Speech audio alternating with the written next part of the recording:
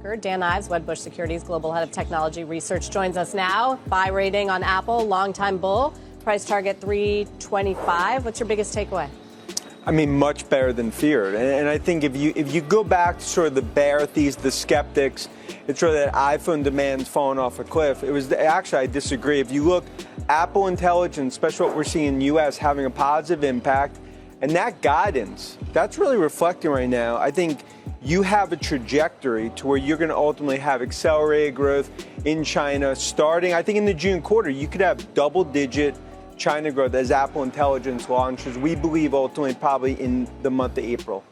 Dan Ives of Wedbush Securities remains bullish on Apple, highlighting strong iPhone demand and the growth potential of Apple Intelligence, which is driving a significant upgrade cycle. He expects accelerated growth in China as new AI features and apps roll out, boosting consumer adoption. Apple's installed base grew 7% year-over-year, adding 150 million devices, positioning the company as a leader in the consumer AI revolution. Ives sees Apple as benefiting from global AI adoption, leveraging its extensive ecosystem. Despite challenges in markets like China, Ives believes Apple's innovation, ecosystem strength, and AI-driven advancements will sustain its dominance and long-term growth. What did we learn overall about Apple Intelligence and the uptake, and was there anything surprising? Because it's been hard to get a narrative on whether this is really working in the way they expected. Yeah, look, we've talked about a lot on the show about all of our Asia checks. I think the first thing you're looking at is that Apple Intelligence is driving upgrades. It says the strongest upgrade core they've ever had. So I think that is really positive in terms of iPhone 16 over iPhone 15 because that's all part of this multi-year massive upgrade cycle, called an elongated super cycle that you're going to see. And also, it's about the install base. Install base is now up 7% year over year, 150 million new devices added to the Apple ecosystem. Look, that speaks to our thesis. You could sort of go through each quarter and sort of nitpick, but ultimately it's about the golden install base of Cupertino, and ultimately the consumer AI revolution runs through Cupertino. And that's even why this week, despite all the panic with DeepSeek, Apple stock was up because investors have started to recognize they're a toll collector, one way or another. If it's U.S., China, Middle, wherever it's coming from, the consumer AI revolution, 25% of consumers will ultimately access AI through Apple. Yeah, we've talked about them being kind of a free rider. Yeah. China, though, I mean, they continue to face increased competition, Xiaomi or others in the market. What gives you the confidence that when they add the AI features, whatever may even be allowed by the Chinese government, that it's actually going to really cause an uptick in sales? Yeah, and like that would probably be the biggest debatable point here is like what's going to give confidence that China is going to reverse.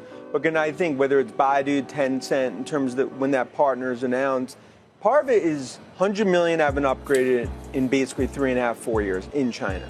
So there is a pent-up upgrade. They've gained 200 bips of market share, and from all of our checks, in China, really across Asia, it's showing that demand's there for a reason to upgrade. And I think with Apple Intelligence, as they roll out more features, remember, .3, .4, and continues, this is really going to be the start as more and more apps are built on top of Apple Intelligence in the US, and especially what we see coming out of China in terms of catalyzing demand. So all of these third-party surveys that suggested consumers were not moved by Gen AI offerings, is that because they just haven't seen the good stuff yet? Yeah, because this is just the beginning where you're going to have ultimately hundreds of apps that are going to be developed on top of Apple Intelligence that whether it's health, whether it's fitness, whether it's financials, regardless of different verticals, eventually autonomous robotics, it'll all come through Apple. And I think that's why our view here is that to look at this and say that they're behind, okay, round one, maybe they lost. Round two, with 2.3 billion iOS devices and 1.5 billion iPhones, you could lose the first round if you ultimately participate in second, third, fourth round. That's where we are. And this is just the beginning of the AI revolution. What about value? Rob, it feels like, and many are suggesting that the goalposts have in fact moved this week, that the narrative has at least changed somewhat. You own Nvidia. You feel like doing anything with your stock? If anything, I'm getting an echo here, Scott. Sorry. Getting some feedback. I hear myself. Can we come back to me? Yeah, sure. Sorry about that. It's not, yeah. It's gone. It's gone.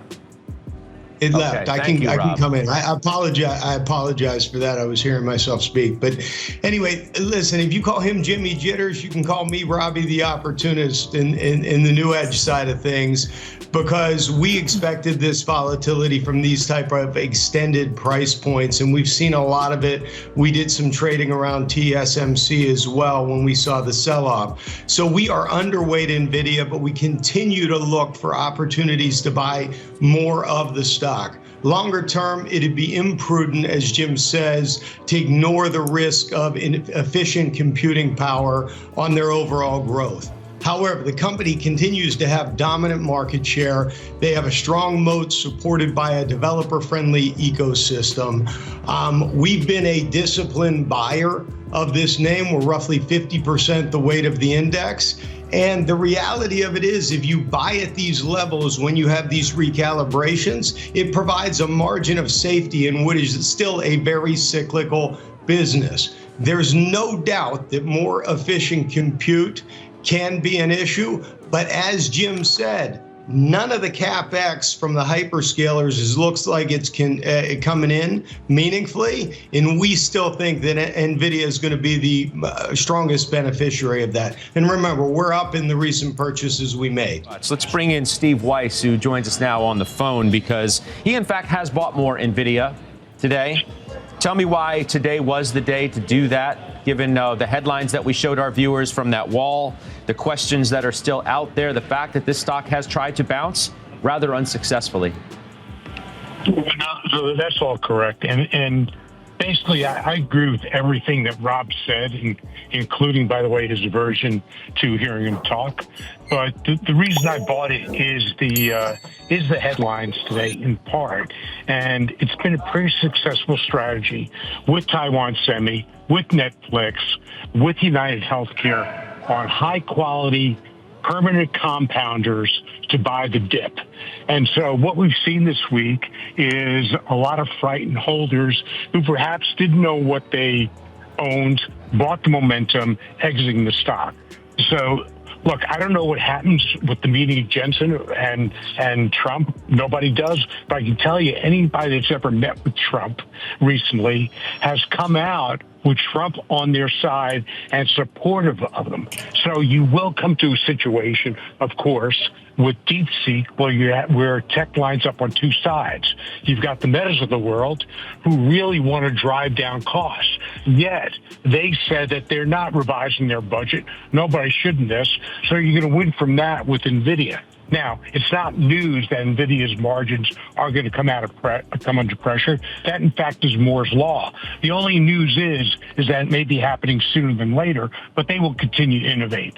So right now, I'm buying the panic selling in that. I also bought the panic selling in Taiwan Semi. I also bought smaller, because it wasn't really a big decline, on Microsoft as well yesterday. So I just take those opportunities for what I believe is still going to be a great AI CapEx cycle for technology, with the difference being, at least for now, you have to be more selective. So each of those have an idiosyncratic bull case to them versus the broader range that don't. So that's why I bought those and topped them up today. Thank you. I would have done it again. Final trade time. We were having a fascinating stat Carter pulled up. Walmart and Costco beat the NASDAQ over the past 40 years. Incredible.